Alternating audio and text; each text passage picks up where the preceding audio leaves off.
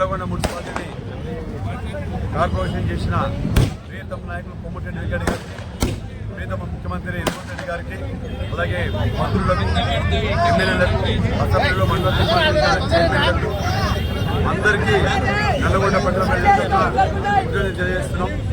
Corporation కావాల్సిన నల్లగొండ ఎప్పుడు కావాల్సినా కానీ గత 10 సంవత్సరాలు టీఆర్ఎస్ పాలనలో ఉన్నా కానీ వాళ్ళు పట్టించుకోకుండా మళ్ళీ ప్రియతమ నాయకులు కోమటిరెడ్డి వెంకట గారి తర్వాత నల్లగొండను ఉన్నటువంటి ప్రజల సౌకర్యాలకు మెరుగైన సౌకర్యాలు కల్పించాలని, అలాగే కేంద్రం నుంచి వచ్చే ఫండ్స్ కూడా దాదాపు 30 నుంచి 40% వరకు అధికంగా నిధులు వచ్చి నల్లగొండలో ఉన్నటువంటి అన్ని వర్గాల ప్రజలకు న్యాయం జరిగే విధంగా ప్రియతమ నాయకులు కోమటిరెడ్డి గారు తీసుకున్న నిర్ణయానికి నల్గొండ పట్టణ ప్రజల తరఫున వారికి తెలియజేస్తున్నాం. అలాగే మున్సిపల్ స్టాఫ్ కూడా తక్కువ ఉండదు, కార్పొరేషన్ స్టాఫే వస్తుంది కాబట్టి, అలాగే ప్రభుత్వ ఉద్యోగులు ఉన్నటువంటి అందరికీ కూడా హెచ్ఆర్ఏ కూడా వాళ్ళకు లాభం కలుగుతుంది. అలాగే పట్టణంలో ఉన్నటువంటి మన లోన్లు కానీ ఏది బిల్డింగ్ కానీ అన్ని వాల్యూ పెరుగుతుంది కార్పొరేషన్ కావడం వల్ల. అలాగే కేంద్ర ప్రభుత్వం నుంచి వచ్చే నిధులు కూడా మున్సిపాలిటీ కంటే కార్పొరేషన్కి ఎక్కువ నిధులు వస్తాయి కాబట్టి తర్వాత అన్ని రకాలుగా అన్ని వర్గాల ప్రజలకు కానీ అన్ని వర్గాల లైట్లు కావచ్చు, ఆరోగ్య హాస్పిటల్ కావచ్చు, బస్ స్టాండ్ కావచ్చు, అన్ని విధాలుగా కార్పొరేషన్ మెరుగైన సౌకర్యాలు వస్తాయని ఈ సందర్భంగా ప్రయత్నం చేసుకుంటూ మనం ప్రియతమ నాయకులు కోమటిరెడ్డి గతంలో కూడా మున్సిపాలిటీని 7 మున్సిపాలిటీగా చేయడం జరిగింది. గత 10 సంవత్సరాల్లో ఇలాంటి ఆర్పాటాలు తప్ప ప్రియతమ నాయకులు మళ్ళీ కోమటిరెడ్డి గారు వచ్చిన తర్వాతనే ఈరోజు దాదాపు 1000 కోట్ల రూపాయలతో అభివృద్ధి జరుగుతుంది. ఇవన్నీ జరగడానికి పట్టణంలో విజ్ఞప్తి చేస్తున్న ఈ సందర్భంగా 2 సంవత్సరాల వరకు ఇబ్బంది పడి ఉంటుంది. తర్వాత మంచి రోజులు వస్తాయి మనకి, ఎందుకంటే ఈ వర్కులు నడుస్తున్నాయి కాబట్టి గల్లీలలో కానీ రోడ్ల మధ్యలో కానీ అండర్ డ్రైనేజ్ కావచ్చు, సీసీ రోడ్లు కానీ వేస్తుంటే ప్రజలకు ఇబ్బంది అవుతుందని అందరూ గమనించాల్సింది. రాబోయే కార్పొరేషన్ ఎలక్షన్లో నల్లగొండలో ఉన్నటువంటి అన్ని కార్పొరేషన్లు అన్ని డివిజన్లు గెలిపించే విధంగా ప్రియతమ నాయకులు కోమటిరెడ్డి గారికి గిఫ్ట్ ఇవ్వాల్సిందిగా పట్టణ ప్రజలకు విజ్ఞప్తి చేస్తున్నాం.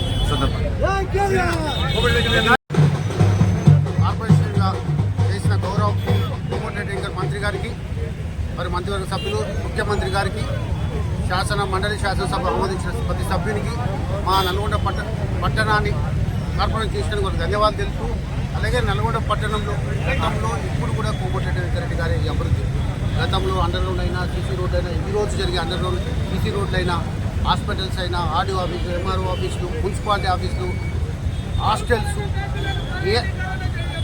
ఏ హాస్టల్స్ ఏ అయినా వెంకరెడ్డి గారు కట్టించినవి. గత 10 సంవత్సరాలు మా అభివృద్ధి వెనుకపోయినా మళ్ళీ వారు ఈరోజు ప్రతి ఊరికో సబ్స్టేషన్, నల్గొండ పట్టణంలో ఇప్పుడు 4 సబ్స్టేషన్, 60 రోజులు ఒక సబ్స్టేషన్ పూర్తి చేసి అభివృద్ధికి మార్పులు వెంకరెడ్డి గారు. ఈ నల్గొండను కార్పొరేట్ చేసినందుకు వారికి ఎల్లవేళ నల్గొండ మీ అందరం వారి ఎమ్మటే ఉంటాం. రెండవది, ఈ ప్రభుత్వోద్యోగులకు కానీ వ్యాపారస్తులకు కానీ మిగతా ఈ కార్పొరేషన్ వల్ల కొత్త వ్యాపార సంస్థలు కానీ వ్యాపార కేంద్రాలు కానీ ఇక్కడ స్థాపించబడతాయి. ఇవన్నీ నల్గొండ పట్టణంలో ప్రజలందరూ మేము ఆశిస్తున్నాం. దీనికి వారికి మంత్రి గారికి ధన్యవాదాలు. కార్పొరేషన్ ఈరోజు అసెంబ్లీలో తీర్మానం చేసుకొని నల్గొండ మున్సిపాలిటీ ఈరోజు కార్పొరేషన్గా రూపాంతరం చెందింది. చాలా శుభదినం మన నల్గొండ పట్టణ ప్రజలందరికీ ఈ సందర్భంగా తెలియజేస్తా ఉన్నాం. ఈ శుభదినాన్ని తీసుకొచ్చినటువంటి మన ప్రియతమ నాయకులు కోమటిరెడ్డి వెంకరెడ్డి గారికి ప్రత్యేకమైన ధన్యవాదాలు తెలియజేస్తా ఉన్నాం. ఎందుకంటే కార్పొరేషన్ రూపాంతరం చెందడం వల్ల ఎన్నో సౌకర్యాలు మన నల్గొండ పట్టణానికి వచ్చే అవకాశం ఉంది. అయితే అపోహ పడాల్సిన అవసరం లేదు ప్రజలెవరు కూడా.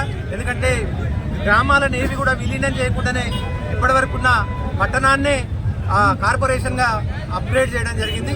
దీనివల్ల ఎటువంటి సమస్యలు గ్రామ ప్రాంత ప్రజలకు ఉండవని చెప్పేసి సందర్భంగా తెలియజేస్తా ఉన్నాం. ఇప్పటికే విలీన గ్రామాలకు కూడా ఎన్నో నిధులు తీసుకొచ్చి అభివృద్ధి కార్యక్రమాలు చేస్తున్న విషయాన్ని మనం అందరం గమనిస్తూనే ఉన్నాం. ఇంకా రాబోయే రోజుల్లో కూడా నల్గొండ పట్టణానికి కార్పొరేషన్ స్థాయిలో అనేక నిధులు కూడా వచ్చి నల్గొండ ఇంకా అభివృద్ధి చెందే అవకాశం ఉంటుంది. ఎన్నో పరిశ్రమలు కానివ్వండి, ఎన్నో కొత్త చట్టాలు కూడా వచ్చి మన నల్గొండ అభివృద్ధి చెందే అవకాశం ఉంటుంది. పారిశ్రామికంగా అదేవిధంగా ప్రజల జీవన ప్రమాణాలు కూడా పెరిగే అవకాశాలు ఉంటాయి. కాబట్టి పట్టణ ప్రజలందరూ దీన్ని స్వాగతించాలని కోరుతా ఉన్నాం.